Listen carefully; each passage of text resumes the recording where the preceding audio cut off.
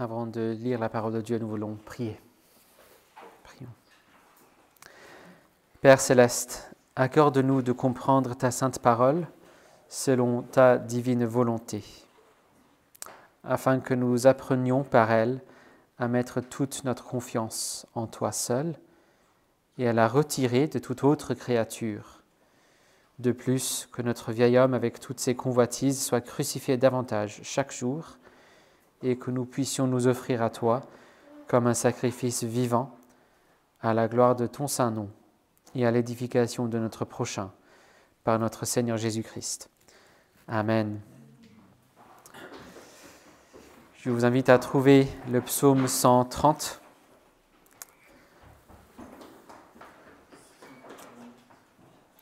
C'est sur la page 689 dans les Bibles de l'Église. 689.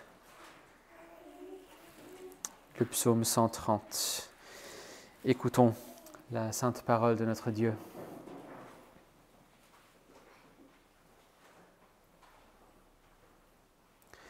Des profondeurs de l'abîme, je t'invoque, Éternel. Seigneur, écoute ma voix.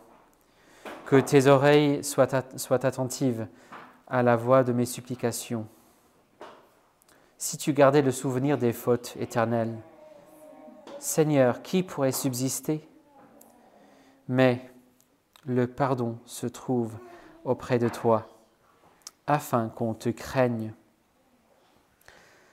J'espère en l'Éternel, mon âme espère, et je m'attends à sa parole.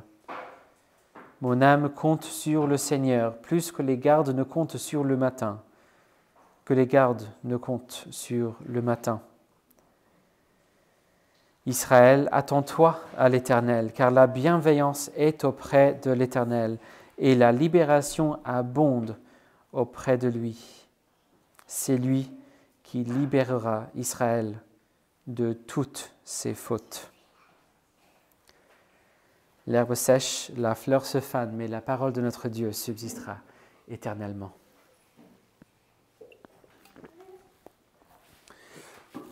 Nous regardons ce matin un psaume plutôt connu, qui a été très apprécié dans l'Église depuis des siècles.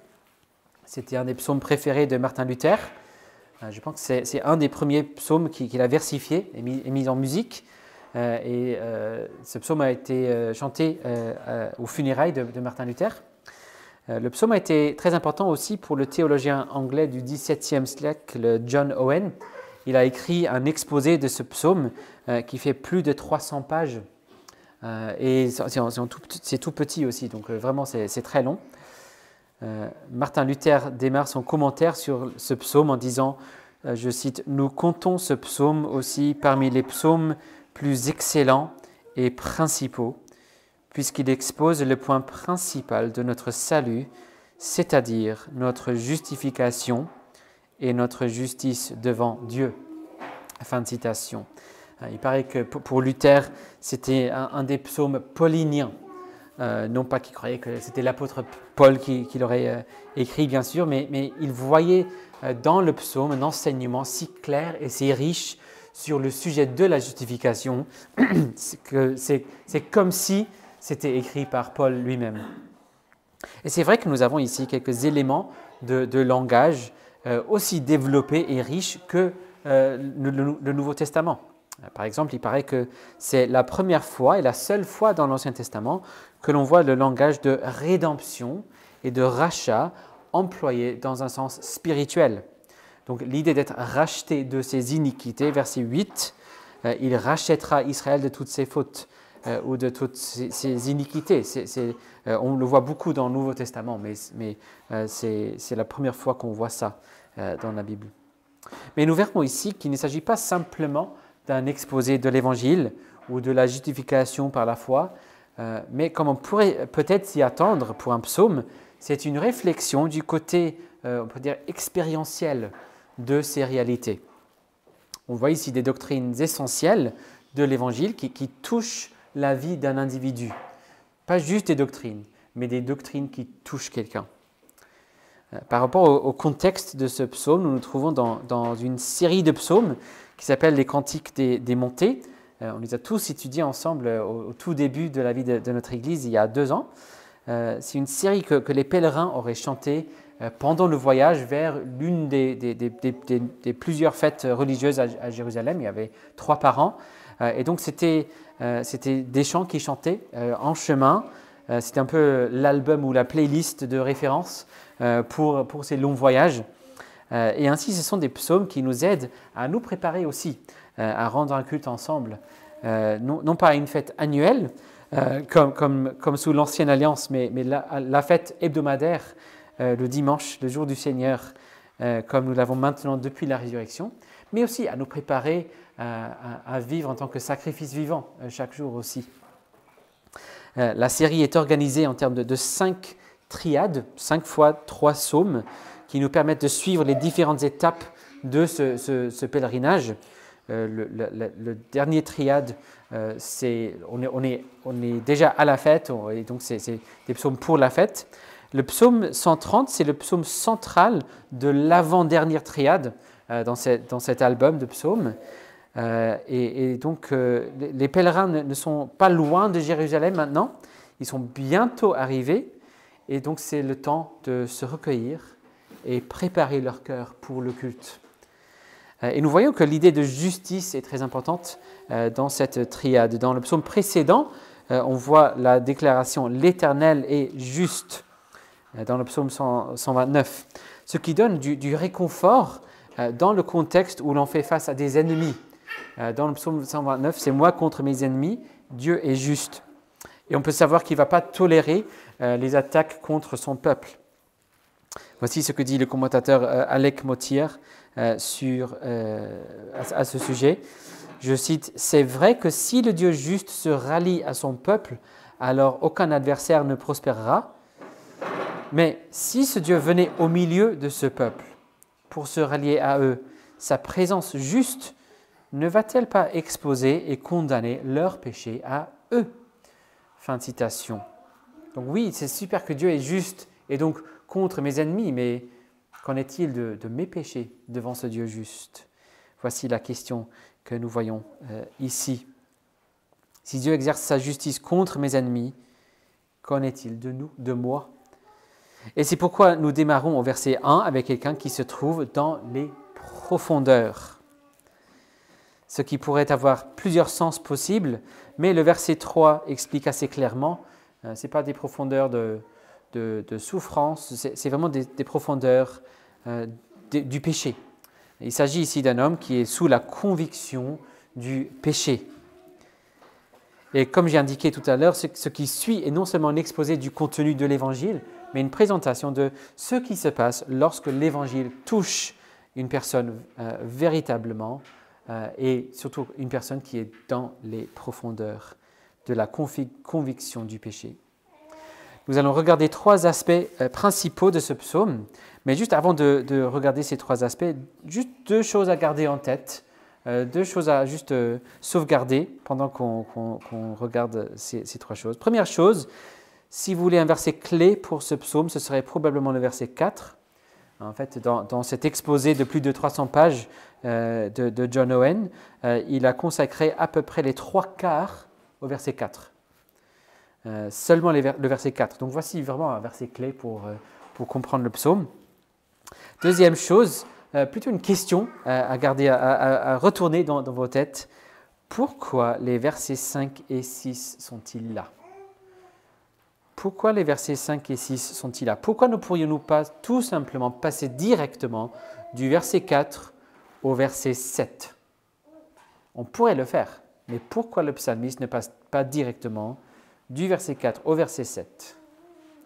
Mais prenons le temps d'examiner ce psaume, et comme j'ai dit, il faut comprendre 3 choses ici. Il faut comprendre ce qu'est le péché, ce qu'est le pardon et ce qu'est la foi. Voici les 3 choses que ce psaume va nous enseigner. Donc, dans un premier temps, il faut comprendre ce qu'est le péché. Ce qu'est le péché. Le psalmiste éprouve un sens accablant de la conviction du péché.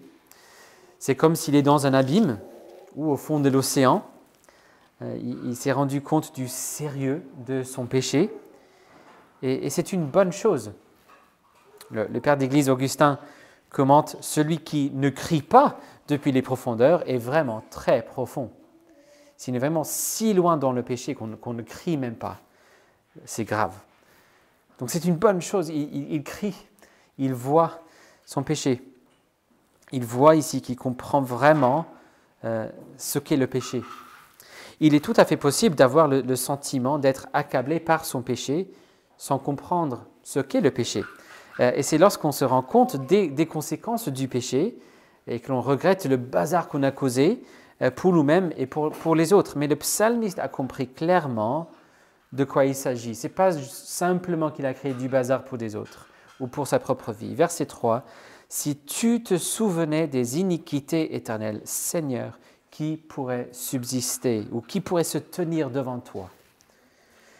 Ce mot traduit par faute dans la colombe, c'est le mot pour iniquité, qui fait référence non seulement aux actes mauvais, mais à tout ce que nous sommes.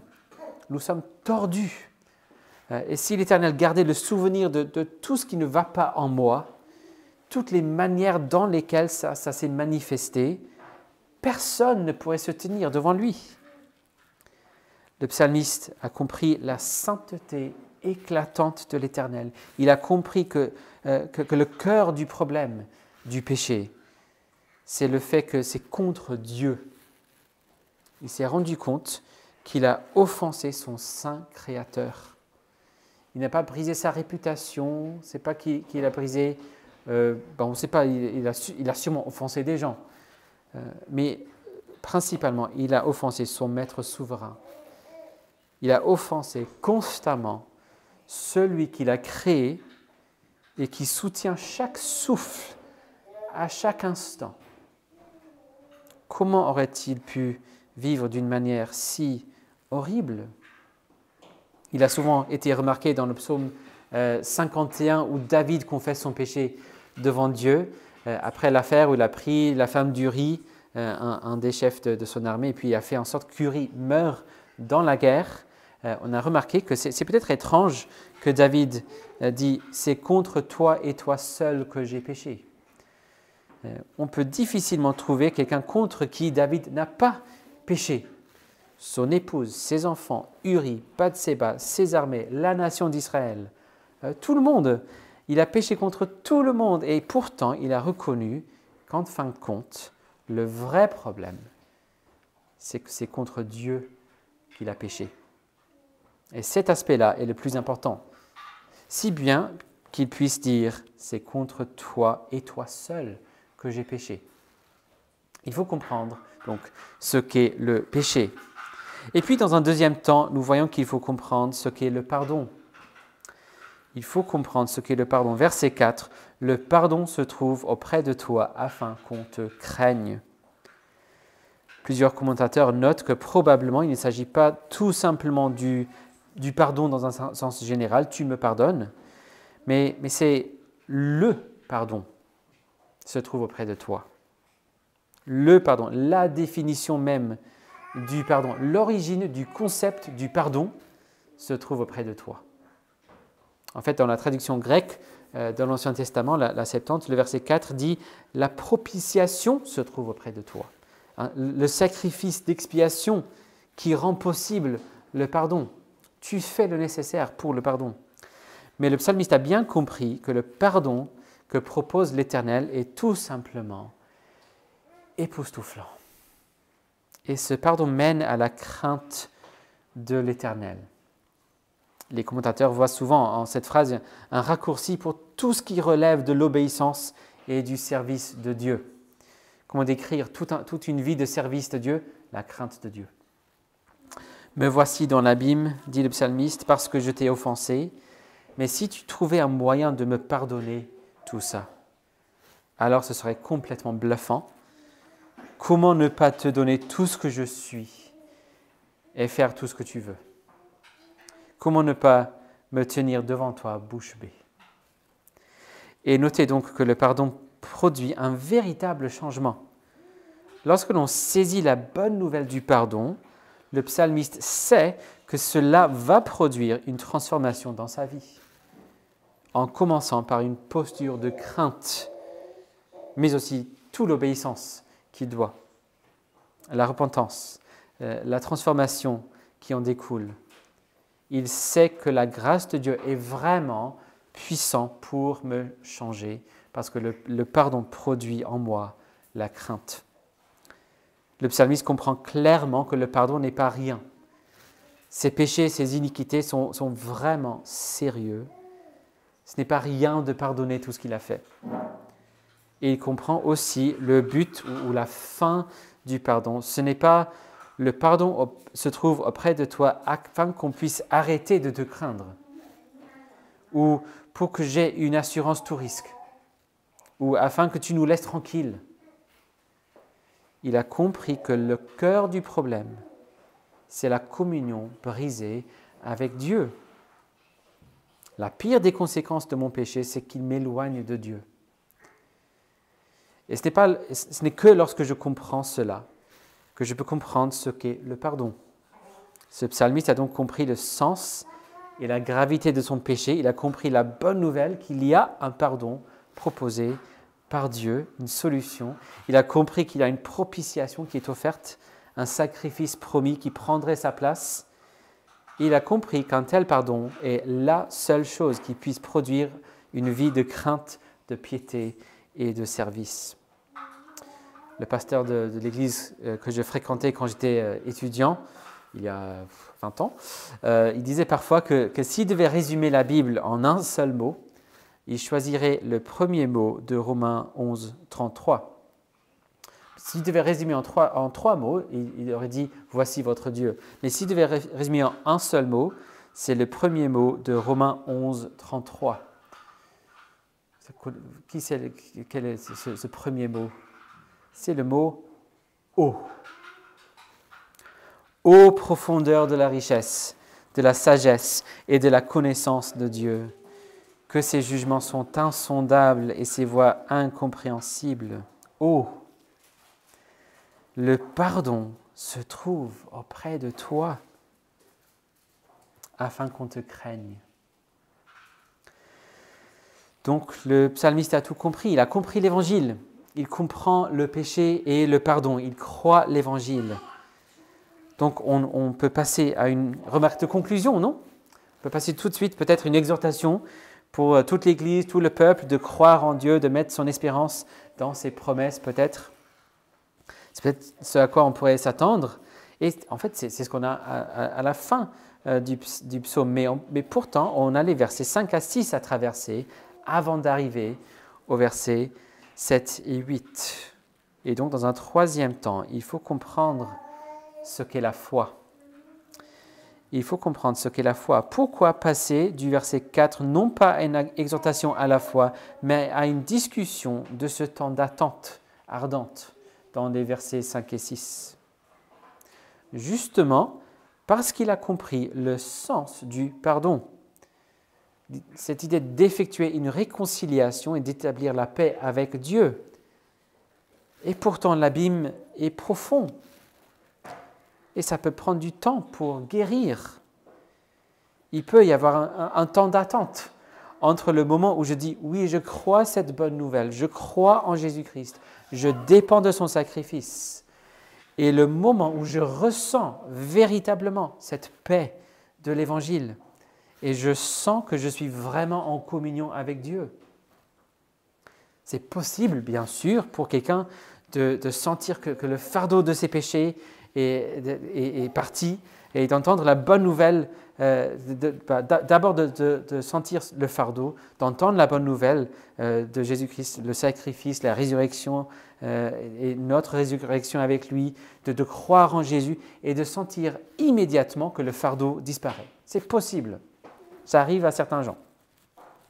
Mais pour plusieurs, et peut-être même pour la majorité des gens, il peut y avoir un retard entre le moment où l'on place notre foi, notre confiance en Jésus seul pour le salut, et le moment où l'on sent vraiment que la communion, la paix avec Dieu a été rétablie. Et soyons clairs, on n'y arrive jamais parfaitement dans cette vie, mais il peut y avoir ce moment où on ressent l'assurance. Le croyant le croyant est véritablement pardonné, l'instant même qu'il met sa foi en Jésus. Soyons clairs sur ce point-là. Le croyant est pardonné quand il met sa foi en Jésus. Il est vraiment uni à Jésus-Christ.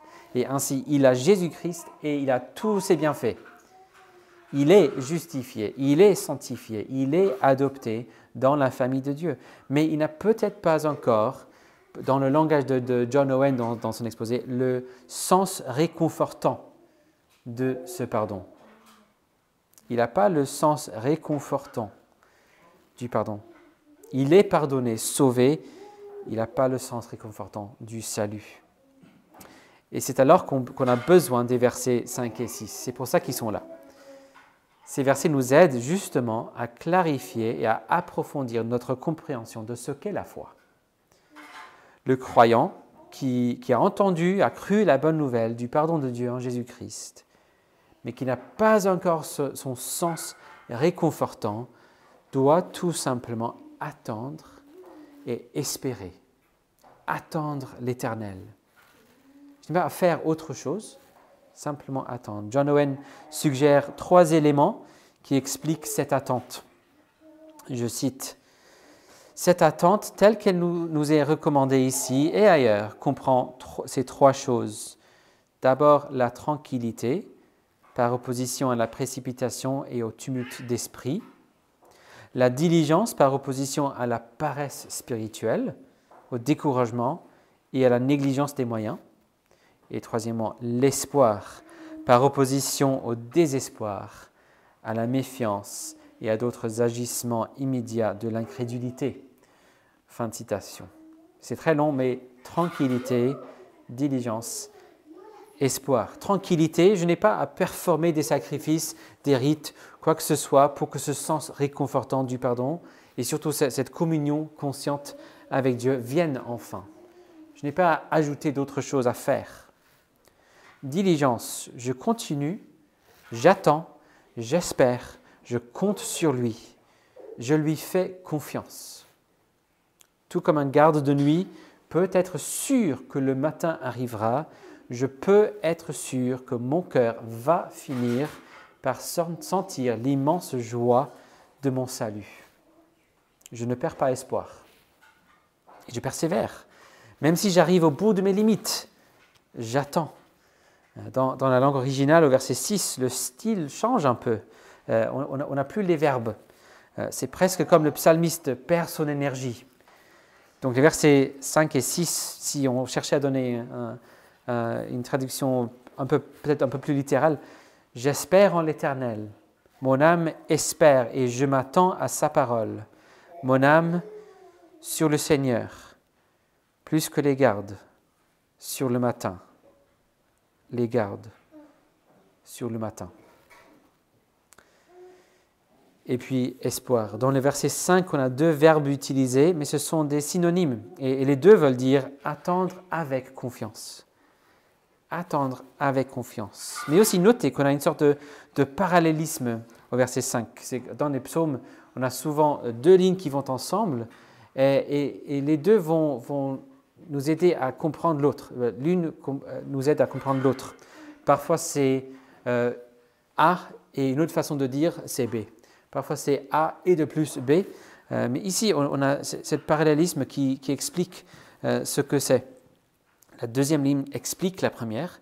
Comment attendre l'Éternel? C'est 5. J'espère en l'Éternel, mon âme espère. Deuxième ligne, je m'attends à sa parole. Comment attendre l'Éternel? En espérant en sa parole, en faisant confiance à ce qu'il a dit. Jean Calvin commente, je cite, « Pour rendre un vrai témoignage de notre espérance, il faut que la seule parole de Dieu nous suffise et que nous nous en contentions. » Fin de citation. Ce qu'est la foi, c'est dire que je crois entièrement que ce qu'a dit Dieu est vrai. Et je mets toute mon espérance en sa déclaration qu'il pardonne ceux qui se confient à lui. Je m'accroche entièrement à cette parole de promesse. J'attends, je ne fais rien de plus pour gagner sa faveur. Je ne cherche pas à essayer à faire des œuvres pour arriver à ce sens réconfortant. Je m'attends à sa parole. Tout comme ce n'est pas moi qui ferai en sorte que le soleil se lèvera demain matin, ce n'est pas moi qui produirai ce sens réconfortant de la communion avec Dieu. Je dois simplement croire et attendre. La vraie foi sait et elle dit que la seule parole de Dieu suffit. Malgré mes sentiments actuels, si la parole le dit, je le crois. Si la parole me dit que je suis pardonné, je crois et j'attends. Non pas pour un simple sentiment, mais j'attends pour l'Éternel lui-même, en personne. C'est pourquoi le psalmiste peut conclure en lançant un appel à tout Israël, toute l'Église, en disant « Israël, attends-toi à l'Éternel ». Car la bienveillance, l'amour d'alliance, ce mot « chesed », l'amour d'alliance, la bienveillance est auprès de l'Éternel et la rédemption abonde auprès de lui. Et lui-même rachètera Israël de toutes ses iniquités. C'était la promesse de l'Ancien Testament que nous voyons accomplie, bien sûr, parce qu'un homme appelé Joseph a obéi à la parole de Dieu par un ange. Il a appelé son fils Jésus, car c'est lui qui sauvera son peuple de ses péchés, pour reprendre un peu le langage qu'on voit ici.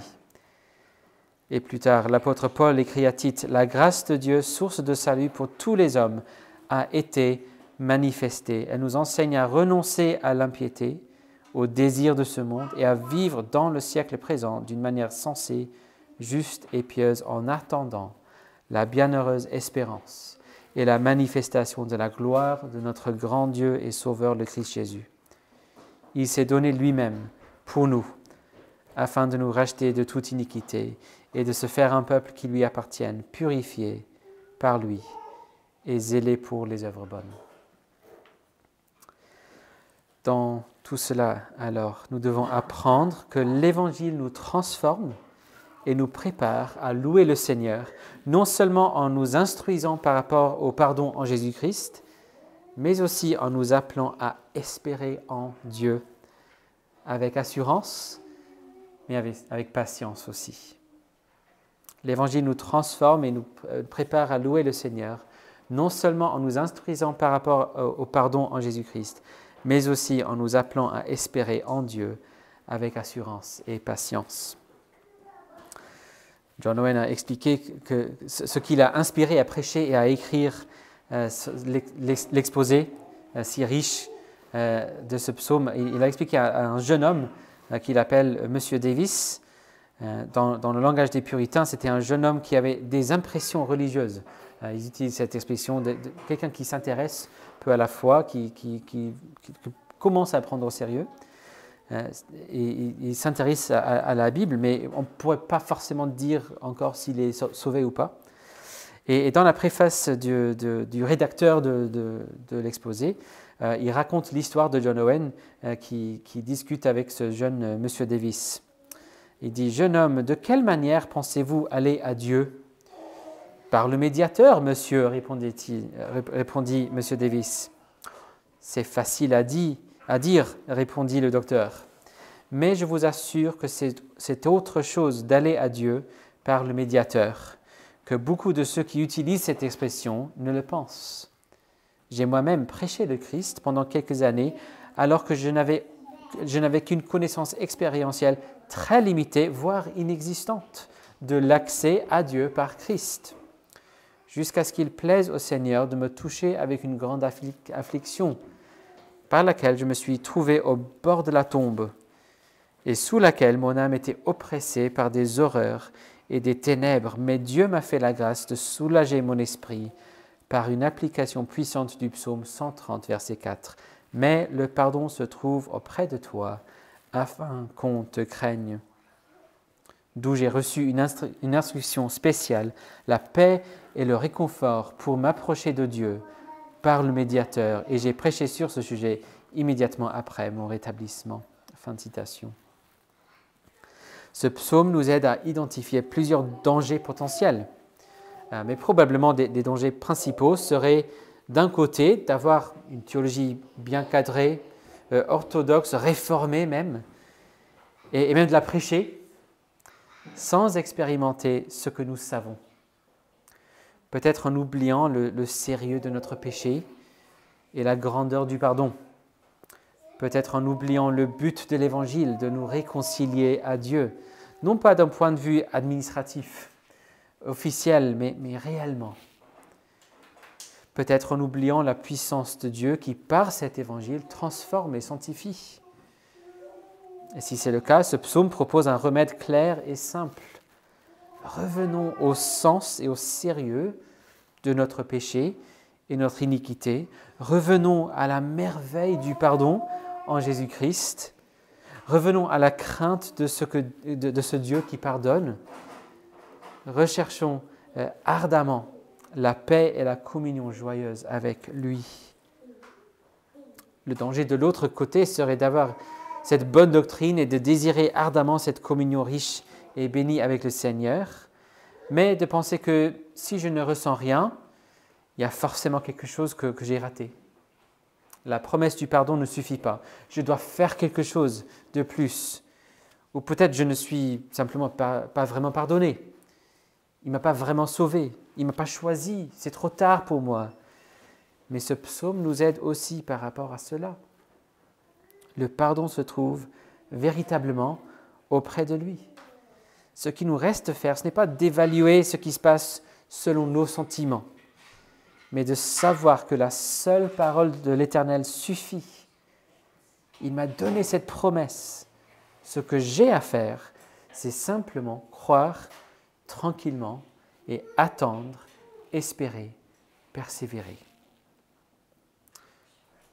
Pour nous tous, que ce soit des années que l'on connaît l'Évangile ou que ce soit quelques minutes, je vous exhorte en son nom, ne vous contentez pas de croire que la bonne nouvelle du pardon en Jésus-Christ est vraie, mais accrochez-vous entièrement à Jésus-Christ et attendez avec confiance à ce que sa parole produise en vous un vrai sens de la réconciliation et de paix avec Dieu. Prions. Merci notre Père parce que ta parole est vraie, l'Évangile est vrai, le pardon se trouve auprès de toi. Et cela afin qu'on te craigne, afin que nos cœurs soient transformés, afin qu'on puisse vivre désormais dans une posture de crainte et d'amour, afin qu'on puisse dire non au péché, afin qu'on puisse te servir, afin qu'on puisse vivre toute la vie en te craignant, en sachant que la crainte du Seigneur, c'est le commencement de toute sagesse. Tu nous donnes ce qu'il faut pour vivre dans la sagesse. Seigneur, donne-nous de croire et donne-nous aussi de savoir que même si je ne ressens pas la joie de ce pardon, ce n'est pas pour autant que le pardon n'est pas là. Ce que tu as dit est vrai. Nous pouvons le croire. Mais nous te prions également, Seigneur, que tu nous accordes ce sens réconfortant de ton pardon et de ton amour, que tu nous donnes de ressentir la joie de la communion avec toi, que tu nous réconcilies avec toi, que tu guérisses nos cœurs, que tu transformes nos cœurs en cœurs de chair, pour que nous puissions vivre pour toi. Donne-nous cette assurance et donne-nous de pouvoir communiquer cette bonne nouvelle, mais aussi cette espérance à d'autres aussi, pour que tu sois glorifié dans nos vies, mais aussi dans la vie d'un peuple nombreux autour de nous. Et nous le prions au nom de Jésus-Christ. Amen.